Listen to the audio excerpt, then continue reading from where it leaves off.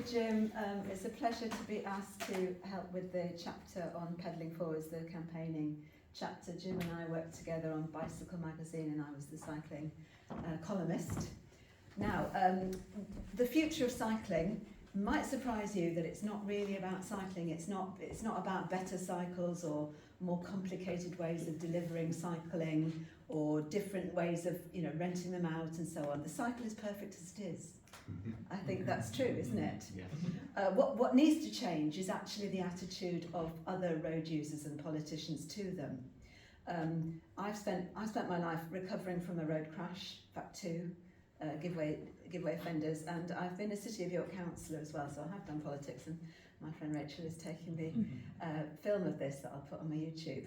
And really it's about persuading the politicians to moderate driving behaviours in order that cyclists have more space, have more ability to ride without fear of dying or serious injury.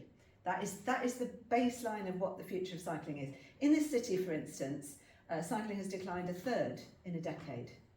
And it's partly that every 34 days a cyclist is killed or seriously injured on York's 30-mile-an-hour roads. And on any one trip across town, if you go by car, you're pretty safe. You're not going to be seriously injured or face death.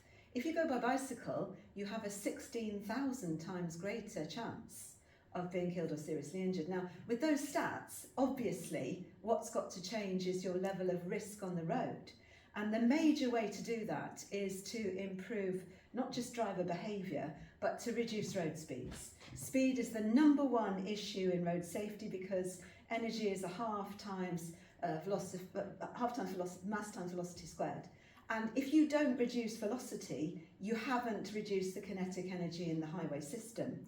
So for years and years and years, I worked as the 20's Plenty for Us campaign manager. I recruited, when I left it was 720 campaign groups, and Wales had already done it. And I'd filled in the applications for Wales to win awards, which they won. They won the CHT award, they won the Prince Michael of Kent award. And Wales at that point had reduced road casualties on urban areas by 28%. And that's why it had already become international best practice with the UN in February 2020 with something called the Stockholm Declaration. Now, you will have noticed that York hasn't done it yet. They have done side roads, and that happened in the administration that I was elected to, 2011 to 15. And at that point, I was trying to get the city to take on Vision Zero, but we just had the Lendal Bridge problem, where it wasn't signed well enough to hold it still. The scheme that reduced overall traffic movements through restricting movement to the bridge. So that was a shame. At that point, Vision Zero wasn't possible to push forward. I started Vision Zero UK, by the way, which is the first conference on making sure that nobody died or was seriously injured. Now, at the moment, the politicians in York, which is principally the ones with money, are the Labour Group, and Kate Ravilious is the Cabinet Member for Transport, and the Mayor, David Scaife. Now, are they doing 20 miles an hour wide scale? What do you think? Yes or no? No, they're not.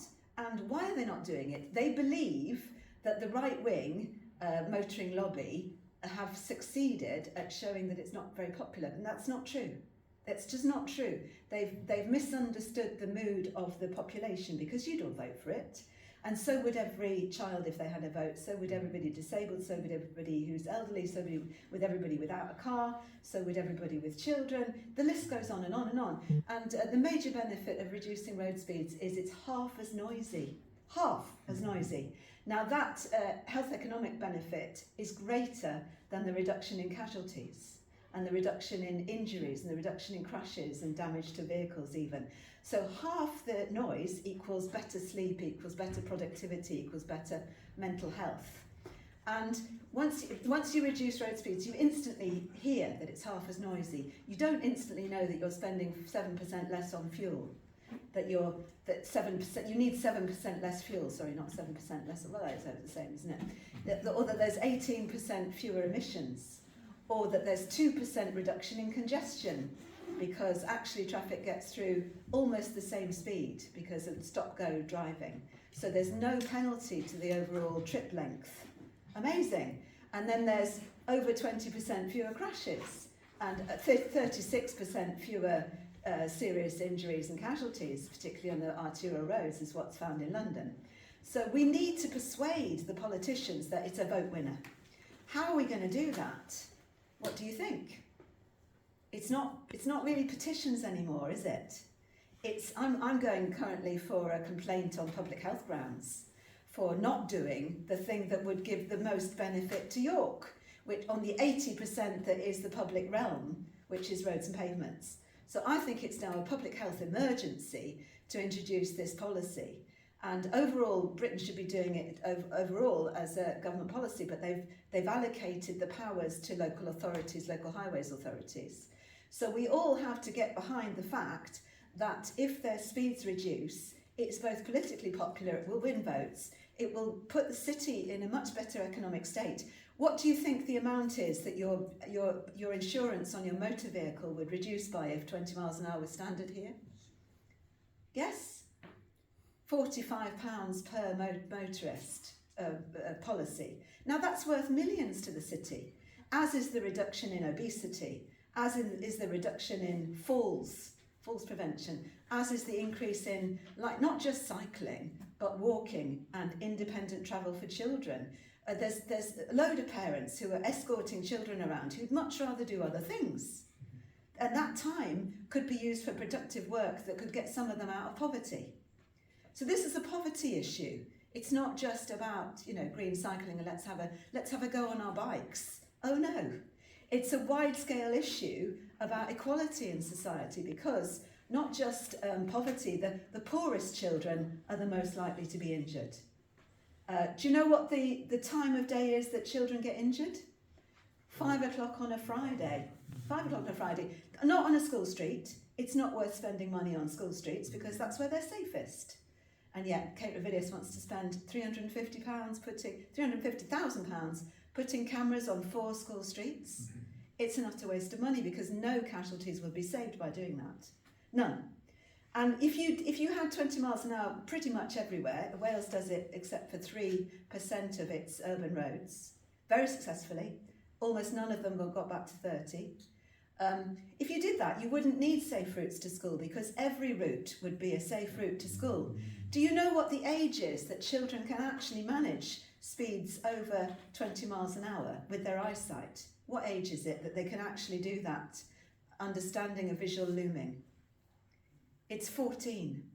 And yet in our culture, we let them go to school on their own at 11, which is why 12 is the age that most children are dying, because they're not yet ready in their eyesight to do it. You cannot teach children road safety until they're over 14, really, because they cannot do it on road speeds of 30 miles an hour.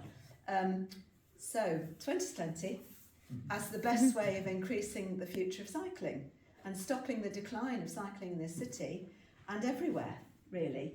And if you're with me, I'll put a book on the table outside, and if you want to put your email on, I will tell you how to make a formal complaint to the City Council and the Mayor. And that would help get it quicker, basically. Because what else can we do? I've been to every consultation, I've been working on this in the city since my first meeting of 1996. That long. Thank you for listening to me, and thank you for Jim for giving me a platform to talk about cycling and safety. Thank you very much.